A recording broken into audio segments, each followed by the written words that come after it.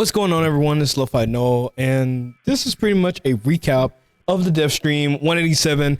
I saw this yesterday, okay, and it was when I was at work. Wasn't able to really speak on it, talk about that much, and I just wanted to give you guys a rundown of what is most important about the Devstream and give you guys my take on it. Without further ado, let's talk about the most important things that I saw that a lot of new players, returning players, and people who are just playing the game daily is gonna really care about with this Devstream. So the first things first is community survey results.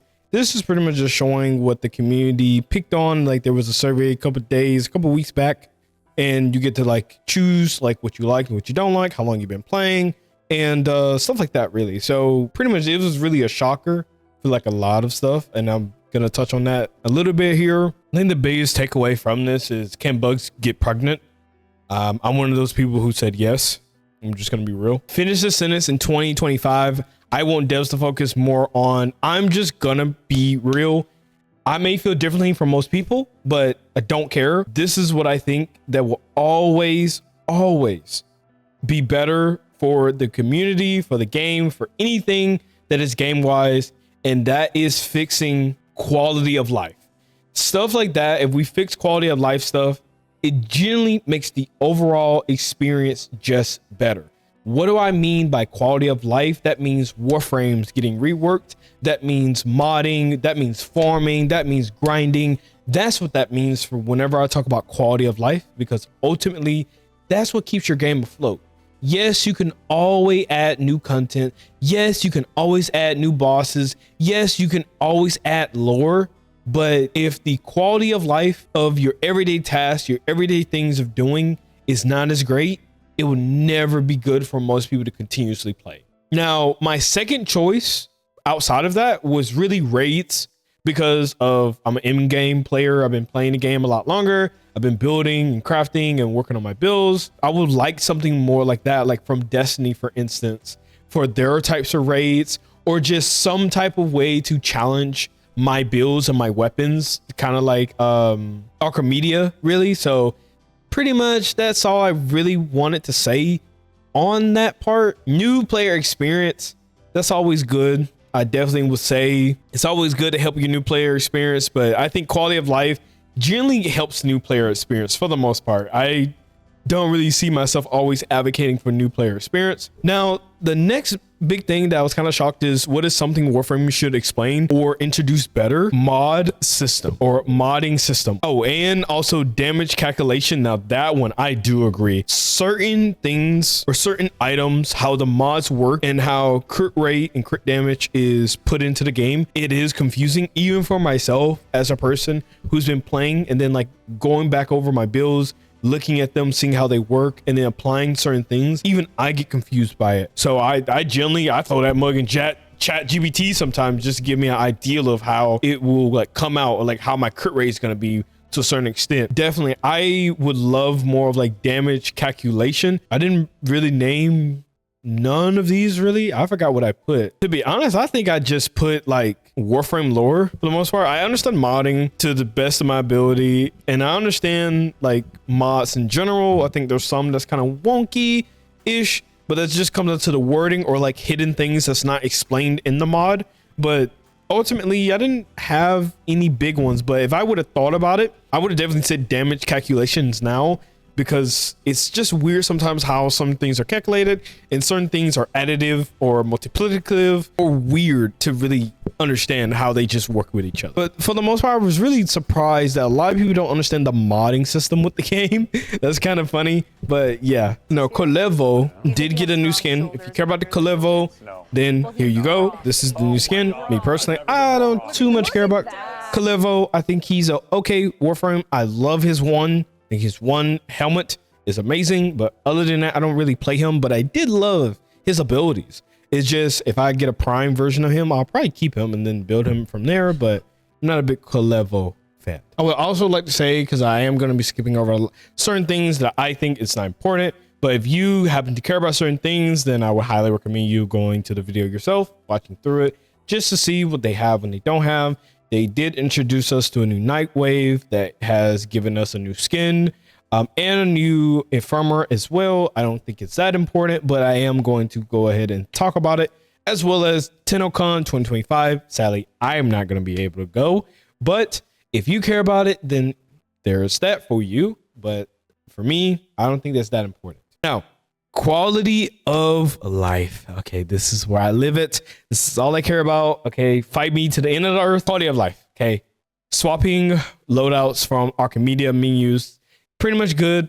I think that was basic, you know, something simple. Finally got it. Took that long, but I'm okay with that. Arsenal QOL, pretty much, if I understand it, and pretty much they're gonna show it.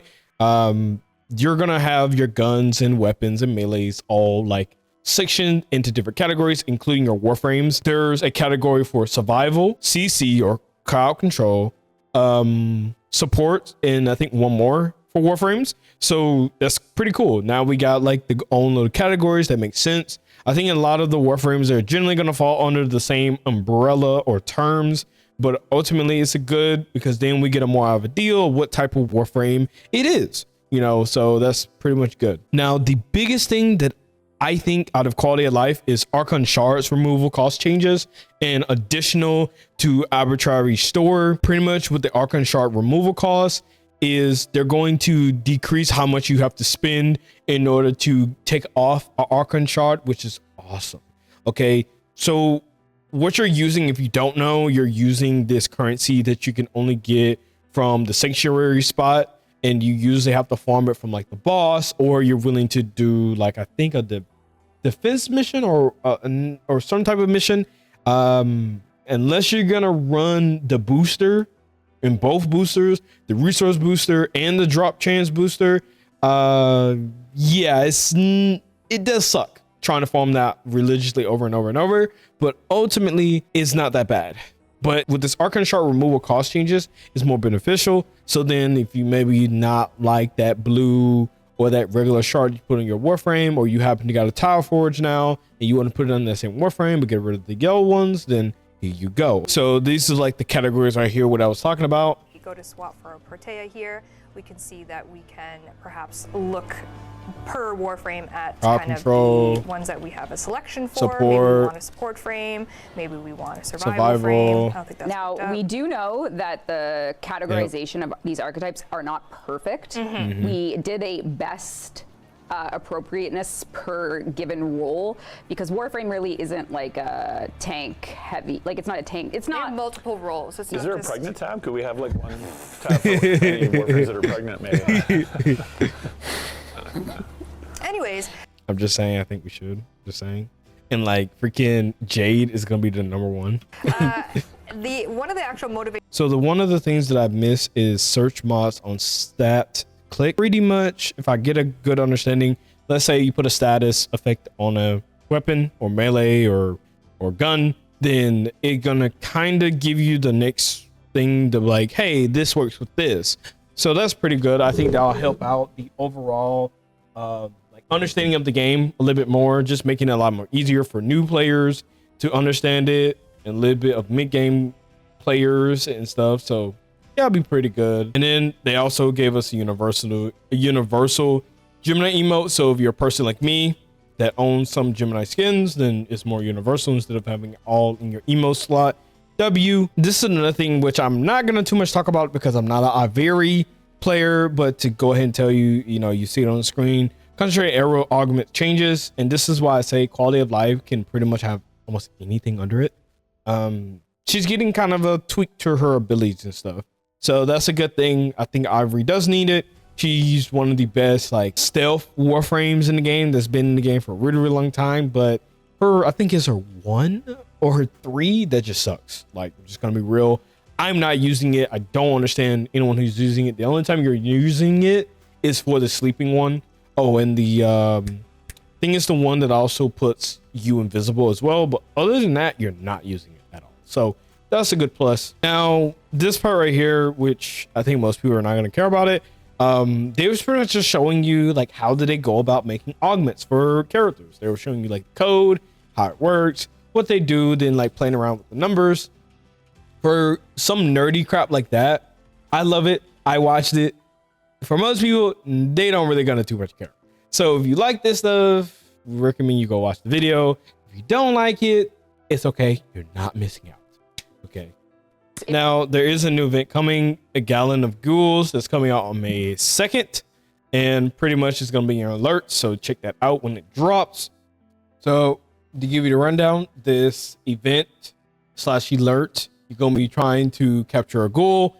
You cannot use your abilities. You also can self-damage yourself, and you can't use any gear. So good luck, okay, to the best of your abilities.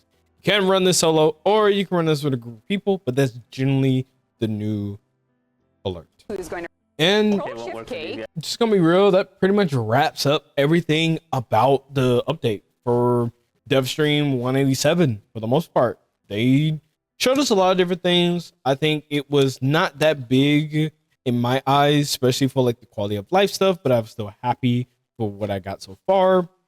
If you was more like the nerdy shit side of it, you would generally like this dev stream because they showed off a lot of goofy stuff like the how to do the augments, or like the WoW stuff that they came up with some of the characters and modding them.